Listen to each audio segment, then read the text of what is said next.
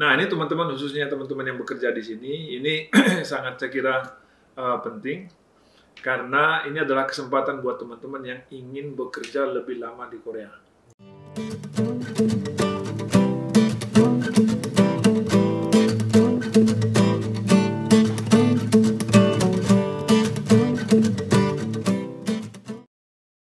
Hai semuanya, kita kembali lagi di Advokat Indonesia di Korea bersama dengan Bapak Tarigan.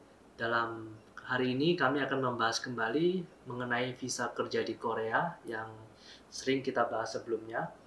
Sebelumnya di video ini kami telah membahas tentang visa E73 khususnya untuk di bidang welder. Dan kali ini kami akan berbicara lagi masih tentang visa E7. Yang sekarang ini mungkin khususnya untuk teman-teman yang mungkin sekarang ini berada di Korea, khususnya untuk E7, visa E74 Ya, E74 kita bicarakan pada hari ini. Ya, senang bertemu kembali dengan viewer channel Advokat Indonesia di Korea.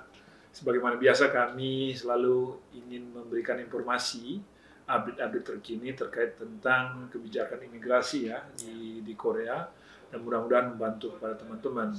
Jadi visa E74 ini memang visa yang khusus untuk teman-teman yang mempunyai visa S9 dan S10 dan juga H2 yang ada di Korea. Ya. Nah, ini teman-teman, khususnya teman-teman yang bekerja di sini, ini sangat saya kira penting karena ini adalah kesempatan buat teman-teman yang ingin bekerja lebih lama di Korea. Kan begitu. Nah, sebagaimana kita ketahui bahwa visa S9 dan S10 itu ada masa waktu. Jadi setelah kurang dari 10 tahun, mau ke sini pun udah nggak bisa. Nah, pertanyaan yang sering muncul ke kita adalah, ini Pak, bagaimana mau lebih lama lagi tinggal di Korea gitu ya? Nah, untuk bekerja. Tetapi dengan visa S9 itu regulasinya memang membatasi. Nah, solusinya apa? Ini adalah dengan terus bekerja di sektor yang sama, di pekerjaan yang sama, dengan jenis visa yang berbeda. Nah, inilah yang disebut dengan visa E74 ini. Jadi visa E74 ini adalah visa yang diberikan kepada pekerja asing yang sudah mempunyai keterampilan, jadi skillful worker.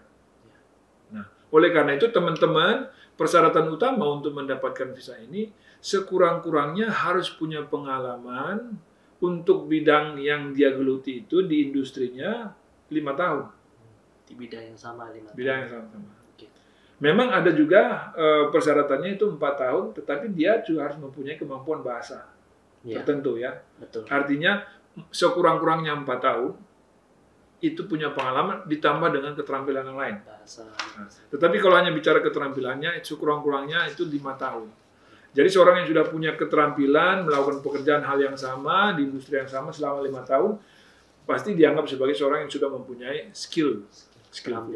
Nah, yang menarik mengenai visa ini adalah bahwa setiap orang mempunyai kesempatan yang sama. Nah, ini yang penting bagi teman-teman yang E9 dan E10, khususnya teman-teman yang baru mau datang ke Korea.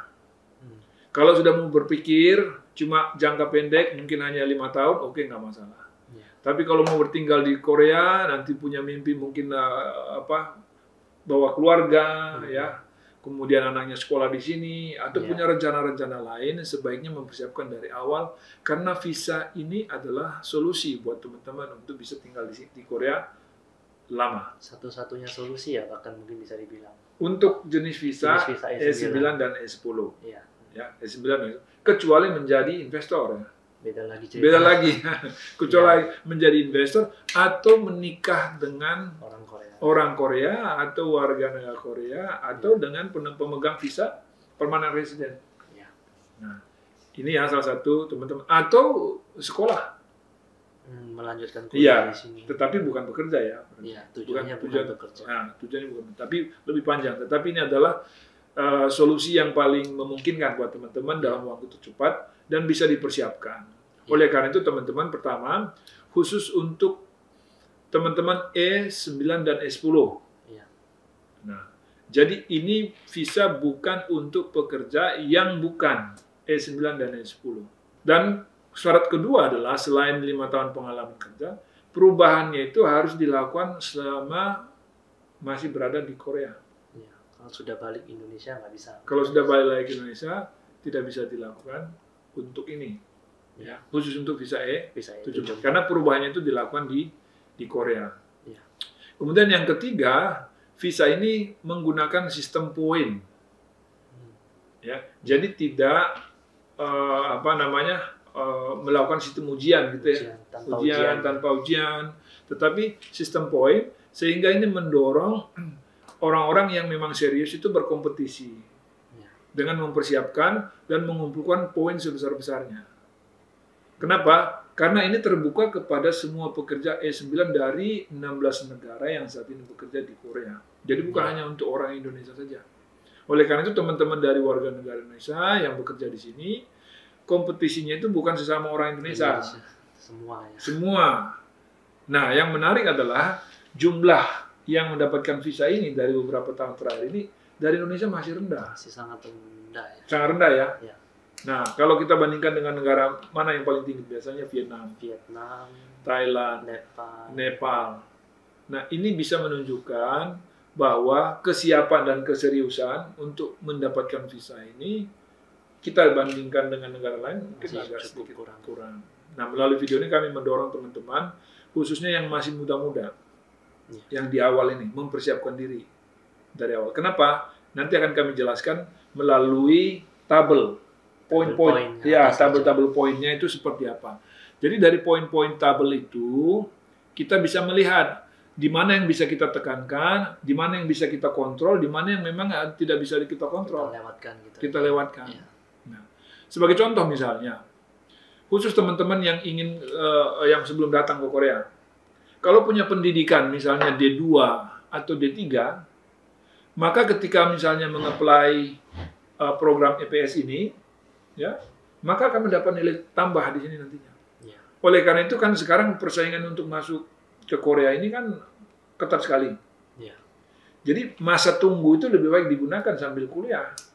Ya kan, bisa mempersiapkan bahasa Koreanya, kemudian bisa mungkin setahun atau 2 tahun masa tunggu, ikuti aja program yang 2 tahun. Ya. Nanti mendapat poin di sini. Ya, ini juga satu tips ya untuk teman-teman bisa. Kemudian aspek lain yang penting adalah poin dari segi umur. Jadi jangan menunda untuk mengajukan ini. Lebih cepat lebih baik. Kenapa? Karena usianya semakin tua, nilainya poinnya semakin kecil. Jadi ini agak berbanding terbalik. Biasanya kalau orang semakin senior, nilainya makin tinggi. Kalau ini poinnya makin rendah. Ya. Oleh karena itu, bagi mereka yang masih di bawah usia 24 tahun mengajukan, langsung nilainya 20. Teman-teman, kalau umur masih di bawah 24 tahun, mengajukan langsung dapat poin 20. Hanya dari umur aja nggak ngapa-ngapain. Ya. Kemudian tadi dari segi pendidikan, kalau dia dapat ada gelar S1-nya, atau misalnya dia pernah ada D3, dia udah secure 10 poin. Jadi dari umur saja sama dengan pendidikannya udah 30 poin. Ya kan? Belum yang lain lagi. Nah, kalau gaji kan tergantung ya, standar. Kita mencari poin mana yang bisa kita ungguli. Ya, kita ungguli. Nah, oleh karena itu kami menyampaikan tadi, khusus untuk teman-teman yang masih awal, berusaha secepatnya, jangan tunggu setelah 10 tahun kemudian. Kalau bisa setelah 4 tahun, itu mengajukan. Caranya bagaimana? 4 tahun di sini, selama 4 tahun itu ikut kursus bahasa Korea. Nah, apa itu? Poin juga sangat tinggi. Ada 2. Pertama, belajar topik yang sifatnya umum. Jadi semakin tinggi poinnya, levelnya ya, makin tinggi poinnya. Untuk topik ini dapat 20 poin. Tetapi ada lagi yang lebih menarik. Ternyata ada program yang lain yang bisa diikuti dan kadang-kadang mengikutinya hanya dengan online di akhir pekan. Di akhir pekan ya, namanya Sawe Tongnap Program atau Korean Immigration and Integration Program. Jadi program yang diselenggarakan oleh pemerintah Korea dan dibiayai pemerintah Korea gratis. Gratis, bisa diikuti online dan bisa dipilih jadwalnya akhir pekan. Nah, itu aja pun kita kurang mau gitu ya. Dan kalau kita mengikuti itu, kalau sudah lulus, kalau mengikuti secara serius itu butuh 1,5 tahun. Sampai level tertinggi ya. Sampai level tertinggi ya. Iya. Katakanlah 2 tahun atau katakanlah 3 tahun. Bahkan nggak ada ruginya ya. 3 tahun dia sudah men-secure poin 25. Iya. Coba bayangkan aja, tadi dia punya gelar D2, Iya. udah dapat 10. Dia masih umur 20, 24, dapat 25, ya kan? Kemudian dia ikut Sawit Tengah program, dan dengan level ini hanya dalam waktu 4 tahun dia udah bisa mengajukan, nggak harus tunggu 5 tahun. Nah, oleh karena itu ini tips yang kami sampaikan kepada teman-teman bagi yang mau berubah visa. Yang ini Nah, tinggal. artinya dalam waktu 5 tahun dia bisa berubah visa menjadi E7. Iya. Dia nggak perlu re-entry lagi. Benar ya? Betul. Jadi nggak perlu re-entry, dia udah dapat visa, kemudian umur 25-26 tahun, mungkin dia punya pasangan, menikah, punya keluarga, bawa ke sini. Iya. Dengan visa E74. Karena dengan visa E74, salah satu keunggulannya adalah bisa membawa keluarga. Ini adalah kompensasi atau benefit lain yang bisa didapatkan. Iya. Teman-teman yang ada di sini, ada yang puluhan tahun juga, sebenarnya ingin membawa keluarga, tetapi regulasi Korea tidak mengizinkan visa E9 dan E10 membawa keluarga. Tetapi bagi orang yang serius, sebenarnya bisa mengatasi masalah itu kalau dia ada planning. Iya. Gitu. Oleh karena itu, kami di sini membantu, di kantor hukum kami juga memberi advice bagaimana strategi-strategi, tips-tips apa yang bisa kita persiapkan untuk bisa mendapatkan visa E74. Gitu. Dan selanjutnya mungkin untuk masalah poin tadi ya, Iya, iya. yang kita mungkin perlu kita jelaskan lebih detail lagi, kira-kira poin-poinnya seperti apa sih, poin apa saja yang ada. Kami akan tampilkan itu berkaitan dengan Poin. kriteria apa saja. Ya, pertama nanti ada gaji, Betul. ya, kemudian ada tingkat pendidikan, ada aspek umur, Betul. ada keterampilan juga, ada tabungannya juga. Iya. Ya, orang yang rajin menabung dapat poin juga. Ya kan? Betul. Asetnya berapa di sini. Tetapi apa yang mau kami sampaikan di sini adalah persiapan itu paling penting. Sehingga pada waktunya teman-teman bisa berkompetisi karena persaingan ini sangat ketat. Iya. Ya. Dan bisa menghitung poinnya. Jadi bisa mengukur sendiri kapan saya harus meng-apply. Jadi kalau belum pernah tahu poin ini, jangan mimpi dulu. Jadi satu kata ini nggak bisa instan ya. Nggak bisa instan, nggak bisa instan. Ada persiapan. Semua ya. harus ada persiapan. Ya. Beda dengan jenis visa yang lain. Iya. Jenis visa yang lain, kita bisa memenuhi kualifikasinya. Itu pun sebenarnya untuk memenuhi kualifikasi kan ada proses. Iya. Nah, tetapi untuk ini memang berbeda. Kenapa? Karena poin. Iya. Dan ini cukup fair. Kenapa? Karena pakai urutan siapa yang paling tinggi poinnya, udah di-cut. Iya. Ya, jadi sekian ribu orang yang masuk, maka nanti di list tanpa melihat negara mana gitu ya. Jadi nggak ada favoritisme. Nah, pokoknya siapa yang paling tinggi masuk. Dengan demikian teman-teman yang serius saja yang bisa lolos dari persaingan ini. Iya. Nah, informasi lain yang juga menggembirakan buat teman-teman, khususnya di tahun 2023, itu kuotanya itu ditambah. Iya. Benar ya? Betul. Nah, jumlah kuota untuk tahun ini itu 5.000 orang. 5.000 orang. Itu 5.000 orang, artinya peluangnya makin besar. Iya. Ketika program ini diluncurkan di tahun 2017, itu kuotanya setahun cuma 300. Jadi berapa kali lipat? Iya, berapa kali lipat dalam waktu. Jadi 300 menjadi 5.000. Iya. Ya. Oleh karena itu, teman-teman, ini adalah kesempatan untuk bisa mengubah visanya dari E9 dan ke E10 menjadi E74. Dan kemudian, kembali lagi kami ingatkan bahwa ini hanya bisa dilakukan dan diajukan ketika masih berada di Korea. Ketika sudah pulang ke Indonesia, maka jenis visa yang lain bisa diajukan. Bukan E74. Bukan E74, ya, bisa E73, ya, bisa E71 atau E72. Nah, kemudian mengenai pengajuan juga nih, Mas Rindi juga perlu kita sampaikan kepada teman-teman. Ya. Ada dua jenis pengajuan. Dua jenis pengajuan ya. Ada yang terjadwal, ada yang tidak terjadwal. Nah, bagi yang terjadwal itu harus mengikuti waktu.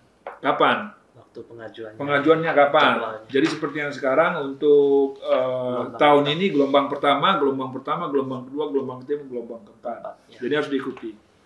Nah, kemudian sama-sama berkompetisi, mendaftarkan ya dengan melengkapi. Tetapi ada juga yang memang bisa di-apply kapanpun. Ya. Tapi persyaratannya ada. Khusus untuk orang yang poinnya sudah tinggi, minimum berapa nilai poin itu? 70. Minimum poinnya 70, maka bisa mengajukan kapan saja. Ya. Nah, ini Selama kuotanya masih selama ada. kuotanya masih ada. Jadi siapa cepat, dia harus mendapat. Iya. Oleh karena itu, teman-teman, seperti yang kami sampaikan di awal tadi, kalau misalnya punya pendidikan dari Indonesia, Ya. udah dapat 10. Kemudian selama 3 tahun di sini ikut program KIP, 25, udah 35, ya kan? Ya. Dapat gajinya di atas 3 juta, sekitar 2,5 juta misalnya. Ya. Sekarang udah dapat 15 poin. Berapa poin? 20 poin. Iya, 20 poin. Itu aja udah berapa itu? Sudah 60, Udah hampir 60. 95 poin. Belum yang lain. Belum lagi umurnya tadi. Iya. Umurnya masih. Jadi sebenarnya bisa sangat memungkinkan. Iya. Teman-teman bisa mencapai hanya dalam waktu kurang 5 tahun bisa mengubah visanya. Iya. Tetapi harus serius. Begitu ya, mungkin teman-teman jika ada hal-hal yang mungkin kurang jelas nanti bisa bertanya juga di kolom komentar kami. Iya. Jadi seperti itu mungkin yang bisa kami sampaikan untuk teman-teman, khususnya untuk yang masih di Korea yang menonton ini dan ingin merubah visanya ke D4, silakan kami sarankan untuk tips-tips yang tadi kami berikan. Demikian yang bisa kami sampaikan pada hari ini. Terima kasih buat teman-teman yang sudah menonton. Sekali lagi, jangan lupa untuk subscribe, klik tombol like, dan juga share ke teman-teman kalian yang membutuhkan informasi tentang ini. Terima kasih, sampai jumpa lagi. Terima kasih.